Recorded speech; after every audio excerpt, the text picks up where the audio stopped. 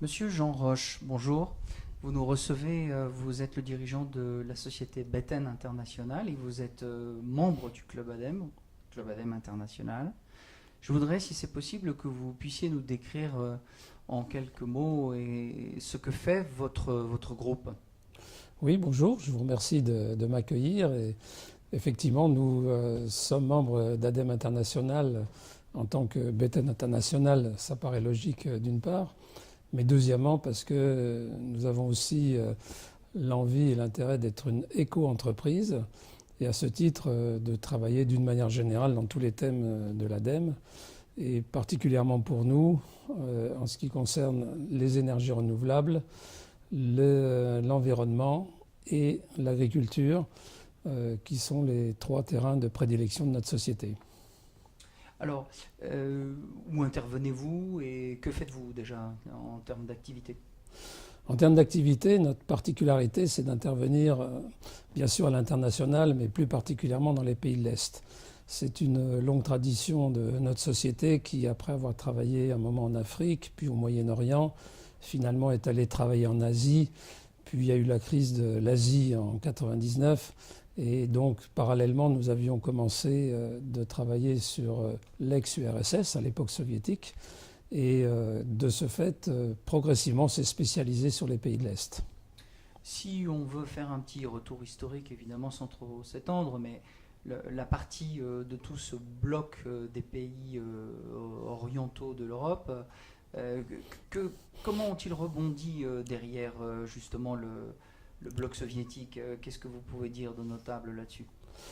D'une manière générale, on peut dire que quand même les pays de l'Est sont à distinguer entre deux parties. La partie de l'Europe centrale qui a rejoint l'Europe des 27, et puis d'un autre côté, ce qu'on appelle aujourd'hui la CEI, qui n'est déjà plus la CEI à cause des dernières modifications, et qui sont tous les pays qui étaient au-delà du rideau de fer. Donc nous-mêmes, nous sommes plutôt spécialisés dans cette deuxième partie qui est derrière l'ex-rideau de fer. Alors, dans ces pays-là, vous intervenez pour faire quoi? Vous êtes bureau d'études, vous mettez en place des solutions, vous les accompagnez, vous faites où commence votre prestation, où termine-t-elle? Donc nous, on intervient plutôt comme une ingénierie, c'est-à-dire qu'on fait du conseil, du consulting, comme on dit à l'international, mais du consulting assez poussé, c'est-à-dire qu'on n'est pas simplement des donneurs de conseils, on met en œuvre les solutions qu'on préconise.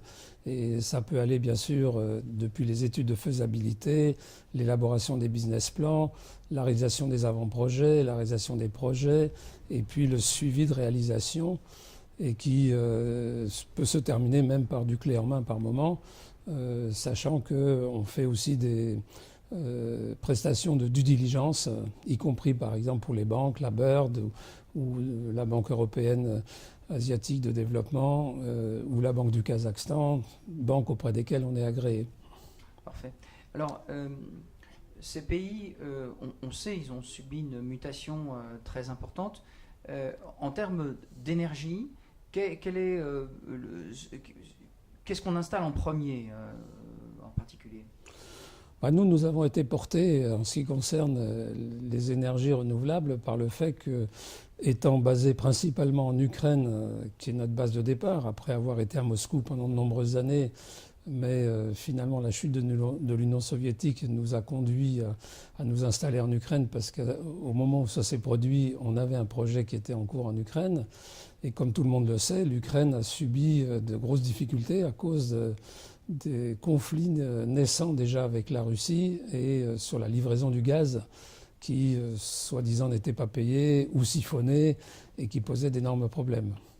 Le gaz et cette expression grenier à blé de l'Europe, on sait que justement quand l'Ukraine s'est séparée de la Russie, la production a fortement chuté, mais elle est remontée maintenant. Il y a eu des enjeux sur la production agricole ou moins que sur le gaz? Les enjeux étaient effectivement le double des deux côtés. C'est-à-dire que d'une part, en ce qui concerne l'énergie, il fallait trouver des substitutions au gaz pour être moins dépendant de la Russie. Ça, c'est toutes les énergies renouvelables dont je pourrais vous parler. Mais en ce qui concerne l'agriculture, et pour la question que vous posez, l'enjeu était énorme puisque la chute de l'Union soviétique a privé l'Ukraine de tous les moyens financiers qui lui permettaient de valoriser son agriculture. Et le temps que de nouveaux moyens, principalement occidentaux, viennent s'investir en Ukraine, l'Ukraine a fortement baissé sa production. Mais depuis, elle s'est énormément rattrapée. Aujourd'hui, l'Ukraine est numéro 1 mondial, ce que peu de gens savent, dans beaucoup de domaines, et notamment si je prends les oléagineux par exemple, c'est numéro 1 mondial en tournesol et en colza. Moi j'ai fait des projets il y a déjà 10 ans, même 20 ans en Ukraine, où on développait le colza. Il y avait à peu près 20 000 hectares de colza à l'époque, il y en a 2 millions d'hectares aujourd'hui. C'est la même chose pour le tournesol, où il y a aujourd'hui environ aussi 2 millions d'hectares. Et l'agriculture de l'Ukraine n'a pas fini de parler d'elle, et le terme de grenier de l'Europe n'est absolument pas usurpé et va continuer de croître. Alors, j'en viens à cette question sur la valeur ajoutée de votre groupe, votre expérience, et bien sûr la valeur ajoutée sur le terrain. Voilà, avec les énergies renouvelables et puis toutes les spécialités autour de l'environnement, on a quand même affaire à un grand champ d'innovation. Comment dans ces pays-là cette innovation est reçue et quelle est la valeur ajoutée que vous y apportez vous-même? D'une manière générale, l'Ukraine avait déjà commencé à réfléchir aux énergies renouvelables, mais le faisait de manière très étriquée, avec des moyens technologiques un peu désuets. On avait les plus grosses turbines, faisaient 600 kW. Bon, aujourd'hui, on parle de turbines occidentales qui vont à 6 MW par turbine. Donc on voit qu'il y a quand même une échelle énorme entre les deux. Notre contribution, ça a été d'amener toutes les nouvelles technologies développées en Europe sur cette zone, de leur apprendre à travailler de manière correcte et scientifique, ce qu'on a appelé aussi, nous, dans notre jargon, bankable, c'est-à-dire que les business plans élaborés selon la mode soviétique ne passent absolument pas la rampe auprès des IFIs, par exemple, qui sont les bailleurs de fonds principaux. Il faut savoir qu'aujourd'hui, compte tenu du risque dans cette zone, les principales données financières ou prêts qui sont accordés le sont par les banques internationales du type la BERD, la BEI, la Banque mondiale, la SFI. Et toutes ces banques veulent absolument travailler selon les critères occidentaux, avoir par exemple des études environnementales parfaites et pas bâclées comme c'était fait à l'époque soviétique, et avoir aussi des garanties financières que les fonds qui seront versés seront bien utilisés. Cela veut dire que vous apportez un vrai conseil à la fois de coaching et de mise en œuvre des projets. Est-ce qu'il y a eu une perte de compétences que vous apportez justement dans l'ingénierie des projets? Ça se passe comment précisément? De toute façon, nous faisons des offres qui sont en général examinées avec intérêt parce qu'elles sont différentes de celles qu'ils ont l'habitude de voir sur place. Dans ces offres, on prévoit une approche qui peut être extrêmement variable selon les cas de figure. En général, le fait qu'on puisse, par exemple, s'intéresser à la manière de monter le financement est primordial, parce que ces pays, aujourd'hui, manquent énormément de capitaux. Et donc, il faut apporter une solution globale. Et puis, surtout, prendre le problème de A à Z, puisque à l'époque soviétique, on n'avait que des sociétés qui étaient spécialisées chacune dans leur domaine, et il n'y avait pas de compétences transversales et globales comme celle d'une ingénierie qui allons depuis la recherche des terres, l'obtention du foncier, l'obtention des raccordements électriques, la mesure de vent, par exemple, mesurer le vent pendant 1 an à 2 ans avant de construire un parc n'était pas connu dans cette zone. On disait, bon, là, il doit y avoir du vent, alors on s'installait. Mais ce genre de dossier n'est pas finançable. Donc, il fallait faire les mesures appropriées et puis ensuite faire les implantations de turbines, par exemple, si on parle d'éolien appropriés et pas les planter au hasard sur le terrain. Et d'une manière générale, que ce soit aussi pour le solaire ou pour la biomasse ou le biogaz et toutes les énergies renouvelables d'une manière générale, toutes les technologies modernes étaient peu connues dans la zone. Oui, parler d'un chantier de gestion et de tri des déchets dans une ville de 300 000 habitants, qu'en est-il? C'est quelle ville d'ailleurs? Alors là, c'est un projet dans notre deuxième volet d'activité qui est l'environnement. Dans ce domaine de l'environnement, aujourd'hui, il y a un énorme problème de déchets dans toute la zone des pays de l'Est, puisque, à part quelques grandes villes qui ont réglé le problème plus ou moins bien, et on voit bien en Ukraine le scandale qu'il y a eu sur la ville de Lviv, où il y a eu quelques morts l'été dernier, qui ont fait pas mal de bruit. Rien n'est réglé dans le problème des déchets et tout le monde jette ses déchets partout dans la nature, ce qui est assez un scandale. Le fait que l'Ukraine vient de rejoindre l'Europe, en signant l'accord d'association avec l'Europe, les contraint à appliquer la réglementation européenne. Cette réglementation est en cours de mise en place au niveau gouvernemental en Ukraine. Et nous gérons actuellement un projet pilote dans la ville de Tcherkassy qui a pour but justement d'aller depuis la collecte, le tri en amont, éventuellement le tri en aval, et puis la valorisation bien évidemment des déchets. Et puis ce ne sont que les ultimes déchets que nous mettrons en stock. Alors qu'aujourd'hui tout est stocké indifféremment, y compris les déchets dangereux. Et justement, ce problème des déchets dangereux est un problème énorme dans les pays de l'Est qui n'est absolument pas réglé. Si je donne un petit exemple qui me semble là aussi assez dramatique, en Ukraine, on estime à peut-être 600 000 tonnes la quantité d'huile usagée qui est déversée chaque année dans l'environnement. Et sur les 600 000 tonnes, on sait qu'il y en a à peu près 50 à 60 000 qui sont aujourd'hui retraités. Où va le reste? Personne ne le sait aujourd'hui. Ce qui est quand même assez aberrant. Jean Roche, on parle évidemment au nom du Club ADEME International.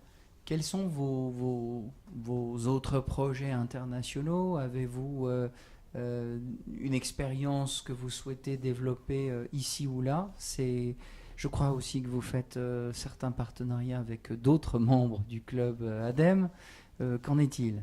Oui, vous avez tout à fait raison. C'est une très bonne question.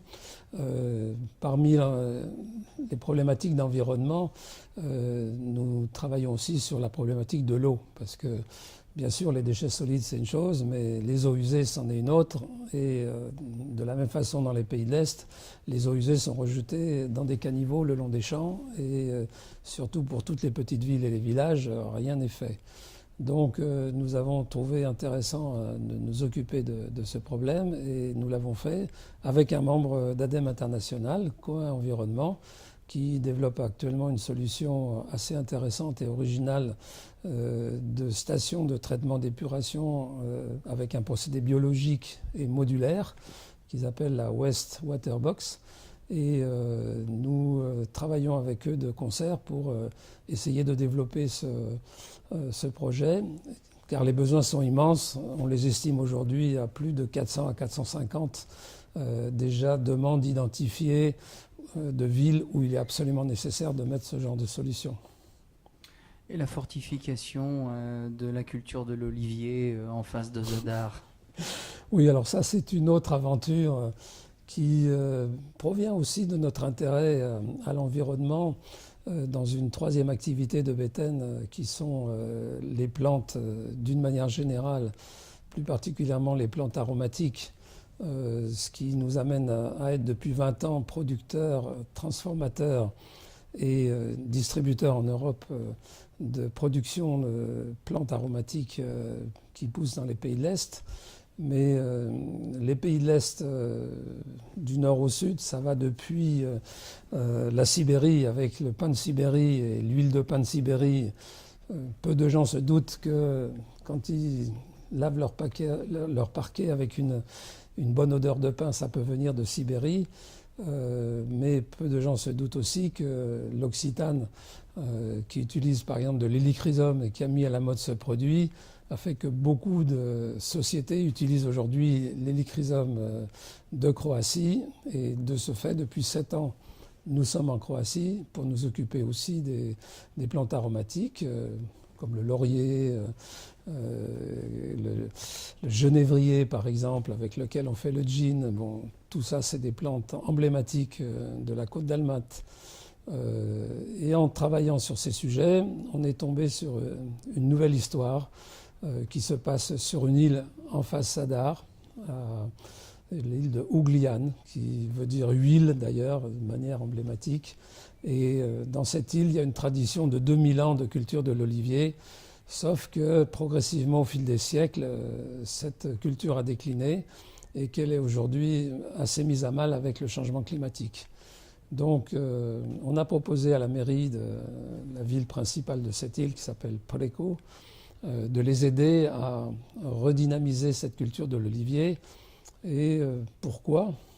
Parce que quand j'ai visité cette île et que j'ai visité la mairie, on m'a montré un conservatoire des oliviers, ce qui était une initiative déjà très intéressante. Mais ensuite, la directrice du conservatoire me dit « Je vais vous montrer quelque chose de très spécial ». Je dis « Ah bon, c'est quoi ? C'est une île au trésor peut-être ?» Et son trésor, c'était en fait une ancienne huilerie, telle qu'on les voit en Provence, l'huilerie d'Oppio ou d'autres, avec les moulins en pierre qui broient les olives. Et quand je visite cette huilerie, elle est complètement abandonnée. Et pourquoi elle est abandonnée ? On me dit qu'elle ne respecte pas les normes européennes et que donc on est obligé de la fermer pour toutes ces raisons. Je dis, si à cause de l'Europe on ferme une huilerie, grâce à l'Europe il faut en ouvrir une autre. Et donc on va redynamiser, construire une nouvelle huilerie aux normes. Et puis pour ça faire appel à un financement de type LIFE qu'on est en train d'étudier. Et pour étudier ce financement, il fallait trouver des partenariats. Donc là, de nouveau, on se met en partenariat, par exemple, avec Porquerolles, le conservatoire des oliviers de Porquerolles.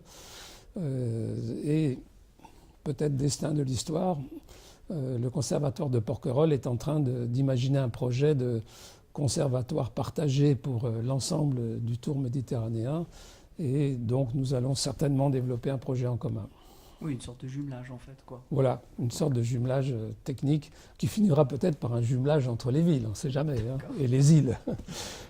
Si un membre du club ADEME, puisqu'il y a, disons, peu ou prou, chaque année à peu près 100, 120, 130 entreprises, veut trouver quelqu'un pour avoir un petit retour d'expérience sur les pays de l'Est, vous pourriez donner quelques conseils ?